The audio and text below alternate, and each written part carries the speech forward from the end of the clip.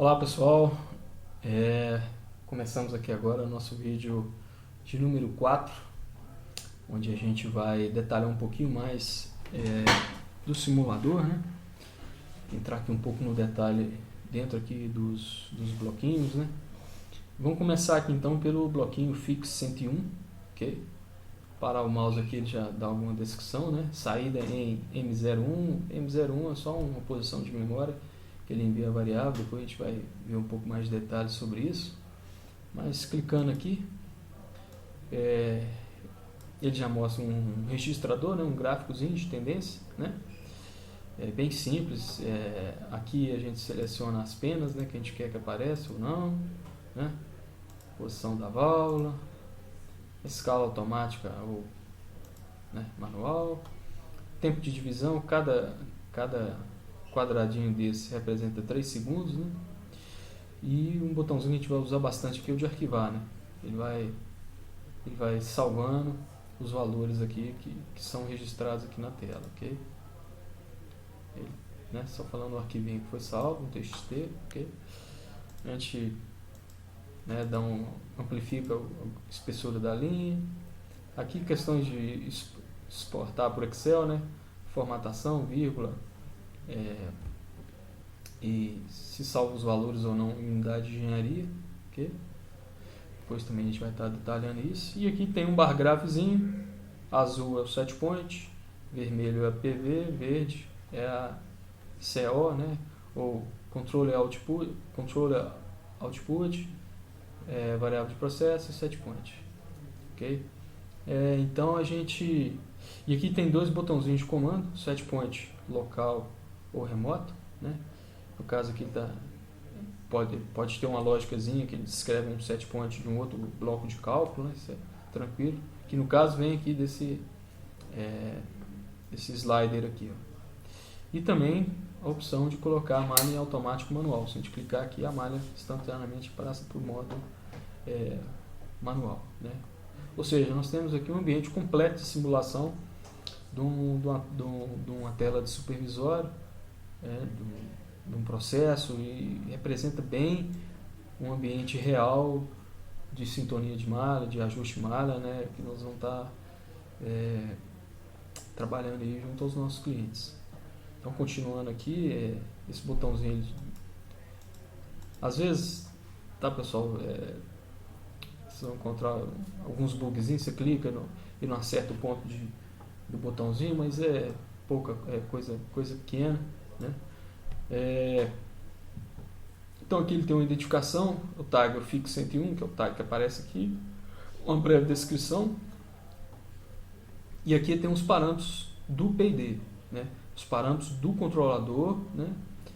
Que já está controlando, essa planta aqui em malha fechada, né? Então tem o ganho do controlador igual a 1, o tempo integral de 10 segundos, o derivativo 0. Aqui ele tem outros parâmetros, fator de set point, constante de tempo do filtro da ação derivativa, bias. Aos poucos nós vamos estudando esses outros parâmetros aqui, tá? Vamos focar nesses três aqui, né? Aqui a gente seleciona se eu quero controlador com as 3 ações ou só com uma ação. Como o derivativo está zerado, tanto faz, eu tirar ou mantê-lo aqui. E aqui, se o tipo de processo é resposta direta ou reversa, ou seja, se eu aumento a saída, né, a minha CO, se a PV, se eu aumento, né, se eu dou um degrau positivo na CO, se a PV também acontece um aumento positivo. Isso chama de resposta direta. A resposta reversa se aumenta a CO, se aumenta a saída, a PV decresce, ok? Configuração de derivada, da ação derivativa, se é sobre a PV ou sobre o erro. A gente viu isso lá no curso, né? Tem uns slides falando das diferenças e as melhores práticas. Geralmente é sobre a PV. E o tipo de equação, se é ISA, né, ou dependente, e a estrutura paralela. Aí vai de cada fabricante, né? Cada fabricante tem um tipo de equação. Depois nós vamos estar tendo algum exercício em relação a isso, mas vamos partir da premissa aqui, como está a equação ISA, ou seja, ganhos ou equação dependente, né? O ganho do controlador, ele multiplica todos os parâmetros. Ah, mas como é que é essa equação e tal? Também está lá no materialzinho lá, na parte de técnica de controlador PID, se não me engano, explicando um pouquinho mais, né? Eu vou estar sempre aqui também, pessoal, só abrindo um parênteses, né, citando alguma coisa lá do material nosso, porque é a nossa referência, ok?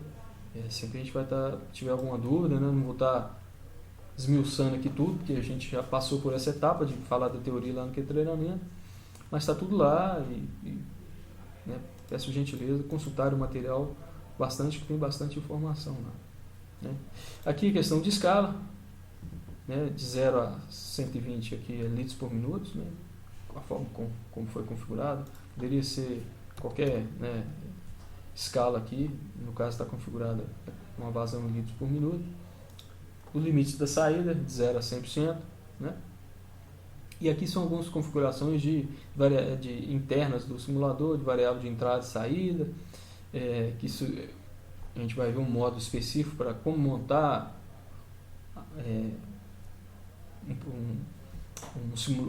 simular um processo de um cliente, por exemplo, no caso da necessidade. Aí a gente vai estar tendo um modo específico para aprender a configurar isso, né?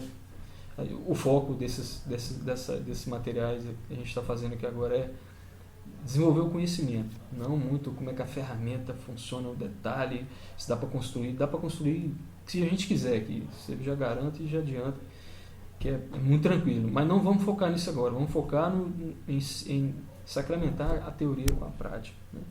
E aqui tem um bloco de, quando a gente for fazer algum teste de feed-forward, né, o pino de feed-forward, né, de compensador, né, que a gente vai estar em algum momento estudando isso também. Então beleza, essa aqui seria a parte do módulo do controladorzinho. Bom, mas e aí, qual que é o comportamento desse processo, né? Bom,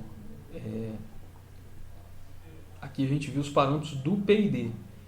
Como é que esse processo funciona? Qual que é o modelo que está rodando por trás? Porque se a gente está simulando, porque tem um modelozinho matemático aqui que a gente viu lá, que tem um ganho, um constante tempo e um tempo morto, certo? E ele está escondido aqui, mas é muito fácil da gente ver, tá? Nós não vamos navegar por todos os botões aqui agora, vamos focar aqui, a gente clicar no botão configuração, né? Aqui ele tem desde o nome do simulador, a tela de fundo, né, que é mostrada aqui, carregada aqui por esse arquivo bitmap aqui, né? E aqui tem as funçõezinhas. Eu quero inserir um controlador do tipo PID. Se quiser colocar um outro, eu clico aqui, né? Aí aqui sim é o processo. Ele não está aparecendo porque ele não está marcado aqui o tipo, né? Checkbox. Agora ele vai aparecer. Aqui são blocos de cálculo. Então tem outras funções aqui, que é a FY101 adiciona o ruído, que é essa função aqui de distúrbio aleatório, função de escala. Nós não vamos adicionar aqui agora, depois a gente vai por partes aqui adicionando e vendo.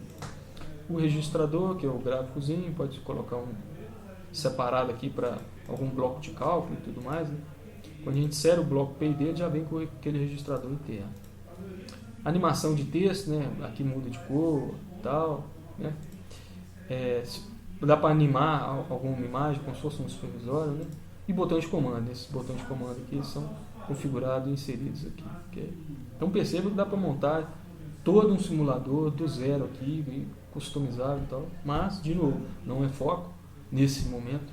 A partir do momento que a gente entender toda a sistemática aqui de otimização de processo, que vai dar para a gente fazer, e em diferentes processos, né? Nós estamos falando aqui hoje de um nível, alguns capítulos para frente, vídeos para frente, a gente vai fazer de nível, que a gente vai estar lidando bastante desses dois casos na mineração, mas, então, vamos manter o foco no entendimento. Então, a gente clicou aqui, vamos colocar o bloquinho processo que vai mostrar como é que esse processo funciona aqui na prática. Então, se a gente clicar aqui, ó, ele tem aqui, ó, o tag do processo, né, só para ter nome, Flow Transmitter 101, né, descriçãozinha, Flow Transmitter para a vazão principal. Aqui é só a variável de entrada, posição de memória dele, né. Aqui sim, aqui é o ganho do processo, 1.2. Né? E aqui é o tempo morto, ou seja, uma vez que eu aplico um degrau nessa válvula aqui, 0.4 segundos depois nós vamos ver a resposta, né? Começar a ver a resposta do PV. E ela tem duas constantes de tempo. Por quê? Aqui foi configurado um modelo de ordem 2, para quem lembra lá das aulas de controle, sobre amortecido, ou seja, não tem oscilação. E poderia ser também um subamortecido, que tem oscilação. Né? E outros casos aqui, filtro lead lag e integrador, quando a gente for mexer com o nível. Então vamos manter como está a configuração. Então ele tem uma resposta rápida, uma primeira constante de tempo, né? Quem lembra lá das equações lá dos modelos de segunda ordem, são dois parâmetros, né? Não vamos voltar aqui na teoria de controle, mas em suma, na prática, ele tem uma dinâmica de resposta de 1.1 segundos e depois uma outra dinâmica de resposta de 0.8 segundos, as duas se somando. Na prática, entendo que é praticamente as duas aqui respondendo próximo de 1 segundo, ok? E as características não lineares, né? A gente pode inserir aqui característica de válvula, curva de abertura rápida igual a porcentagem, esterese, agarramento, variação de taxa, né? de comando, e um lagzinho que é a constante de tempo da válvula.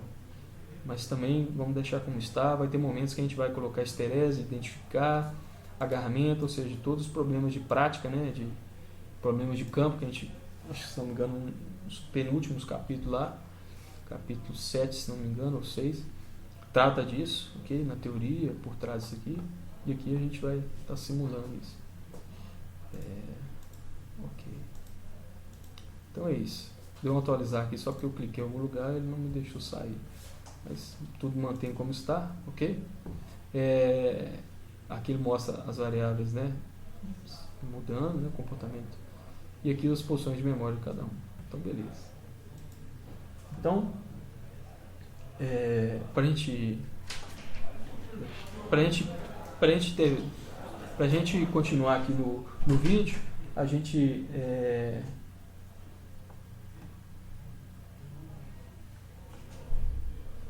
então, bom, eu acho que podemos dar por encerrado.